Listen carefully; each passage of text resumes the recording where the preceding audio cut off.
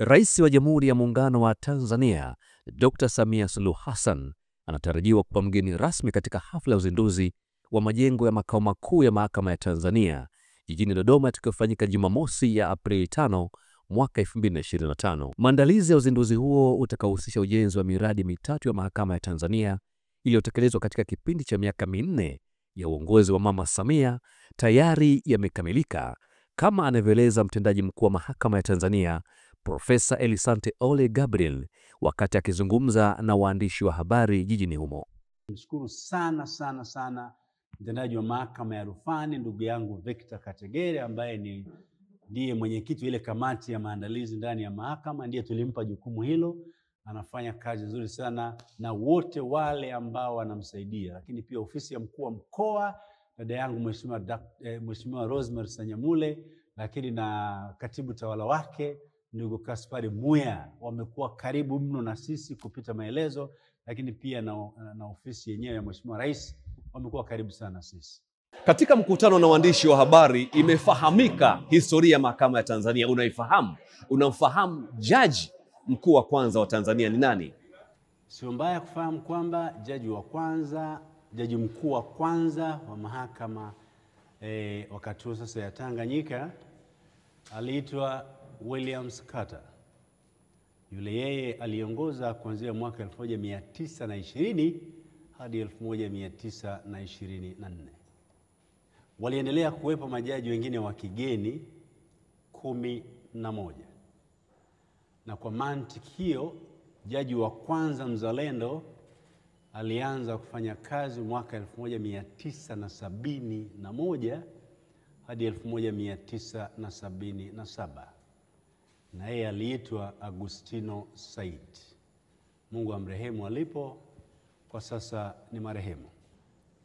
Lakini baada ya pale ndipo tulipompata Mheshimiwa Francis Nyalali 1977 hadi mwaka 2000. Ni jaji mkuu aliyeongoza kwa kipindi kirefu miaka 23.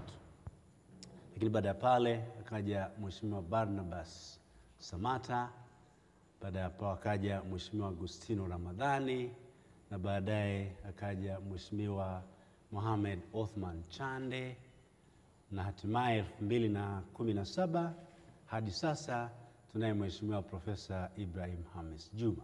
Miradi mitatu itakayozinduliwa na Rais Dr. Samia imegharimu kiasi cha zaidi ya shilingi bilioni 186, ambayo ni ujenzi wa makao makuu ya Tume ya Utumishi wa Mahakama shilingi bilioni 14.3, nyumba 48 za makazi ya majaji shilingi bilioni 42.3, na ujenzi wa jengo la makao makuu ya Mahakama ya Tanzania shilingi bilioni 129.7. Akizungumzia ujenzi wa vituo 6 jumuishi vya utoaji haki IJC ambavyo vimegharimu kiasi cha shilingi bilioni 51.45, fedha za mkopo wa masharti nafuu kutoka Benki ya Dunia na vingine 9 vinavyoendelea kujengwa, amekuwa na haya.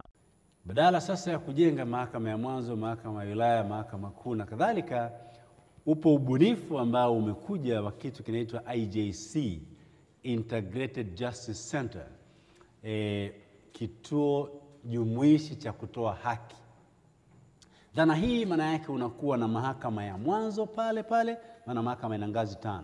Mahakama ya mwanzo pale, unakuwa na mahakama ya wilaya, unakuwa na mahakama ya hakimu mkazi, mahakama kuu na mahakama ya rufani katika jengo moja. Kwa hiyo unaweza kuona jinsi ambavyo kwa kweli ni jambo kubwa. Sasa wakati Mheshimiwa Rais Dr. Samia Suluhu Hassan anaingia madarakani, ipo miradi iliyokuwa inaendelea, iliyokuwa imeanza awamu ya 5 ya Mheshimiwa Dr. John Pombe Joseph Magufuli, lakini Mheshimiwa Rais Daktari Samia Suluhu Hassan ndiye aliyezindua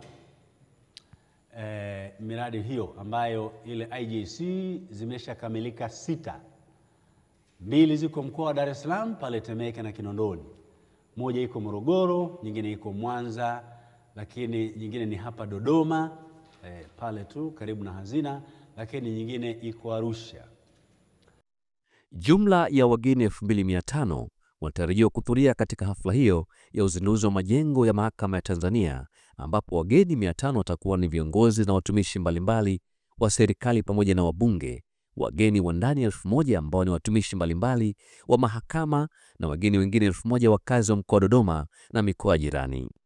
Naam, ni salamu tu hizo za kuelekea uzinduzi wa majengo ya mahakama ya Tanzania kutoka kwa mtendaji wa mahakama ya Tanzania Profesa Elisante Ole Gabriel. Kikubwa ameweza kuzungumzia sifa za jengo au majengo haya ya mahakama ya Tanzania. Kwanza kabisa ni ile sifa kwamba ileweke tu kwamba jengo hili limejengwa kwa fedha za walipa kodi wa ndani, wavuja jasho wa Jamhuri ya Muungano wa Tanzania. Ndio fedha, kodi zao ndio zimeweza kusababisha kuwepo kwa majengo haya ya mahakama ya Tanzania. Lakini pili ni kwamba sifa nyingine muhimu kabisa ya majengo haya yanayo miundo mbinu ya kisasa kabisa bora ya tehama ambayo inaweza kufanya kazi kwa ushirikiano na idara nyingine mbalimbali zinazotekeleza masuala yao mbalimbali ya kuhakikisha kwamba zinaendeleza ile kuleta maendeleo makubwa ya utoaji haki hapa nchini Tanzania. Lakini kikubwa ambacho ameweza kuzungumza Profesa Elisante Ole Gabriel ni kwamba kihistoria katika dunia